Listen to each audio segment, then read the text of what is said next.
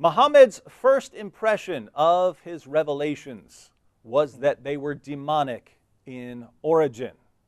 Muhammad's first impression of his revelations was that they were demonic. So you've heard that Muhammad received revelations through the angel Gabriel. That was a later Muslim position. Muhammad eventually came to believe that. But when he first started receiving revelations, he did not have a very good opinion of them.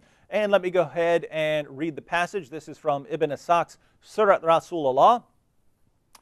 This describes the night that Muhammad began receiving revelations. When it was the night on which God honored him with his mission and showed mercy on his servants thereby, Gabriel brought him the command of God.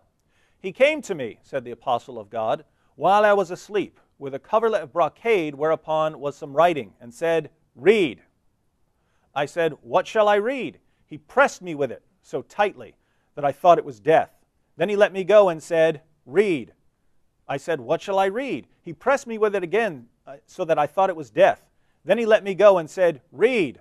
I said, "What shall I read?" He pressed me with it the third time so that I thought it was death and said, "Read." I said, "What then shall I read?" And this I said only to deliver myself from him, lest he should do the same to me again. He said, "Read in the name of thy Lord who created man of blood coagulated. Read, thy Lord is the most beneficent, who taught by the pen, taught that which he knew not unto men." So I read it, and he departed from me, and I woke from my sleep, and it was as though these words were written on my heart. So that's the first revelation that Muhammad received from what he would eventually regard as the angel Gabriel. But here's the important point. When Muhammad ran out of that cave, terrified, he didn't think that he had encountered the angel Gabriel. He believed that he was possessed. So anyway, the passage continues.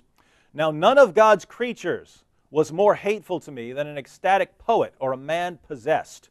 I could not even look at them. I thought, "Woe is me, poet or possessed. Never shall Quraysh say this of me." So Muhammad didn't want his tribe to realize that he was possessed. And so he came up with a plan, which is actually going to be our next point. But think about this. Sometimes, my friends, first impressions are the correct ones, right? And when Muhammad encountered whatever it was that he encountered, when it keeps pressing on him until he thinks it's death, he thinks it's something profoundly bad. He doesn't think, "Oh, I've encountered the Lord, I've encountered one of his angels." He doesn't think that. He thinks this is something very, very bad. And it's actually other people who convinced him, "No, it wasn't something demonic. That was an angel." It wasn't anyone who was there either, right? It's his wife Khadija, bint Khuwaylid, yes, and her cousin, who didn't even know the content of the revelation that this so-called angel was eventually to bring to Muhammad. All he heard was Muhammad say, "This is what happened."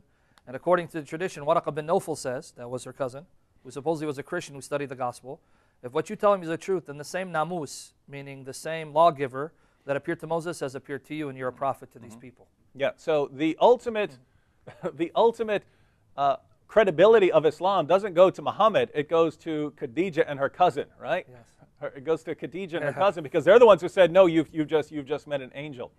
So it's important to realize this, where the real authority lies in Islam. But Muhammad's first impression, again, was that whatever he had encountered was demonic. It was other people who weren't there, who had no idea what he had experienced, who convinced him otherwise. As a side note, real quick, the word for possession in Arabic, or madman in Arabic, is majnoon. Majnoon literally means possessed by a jinn possessed.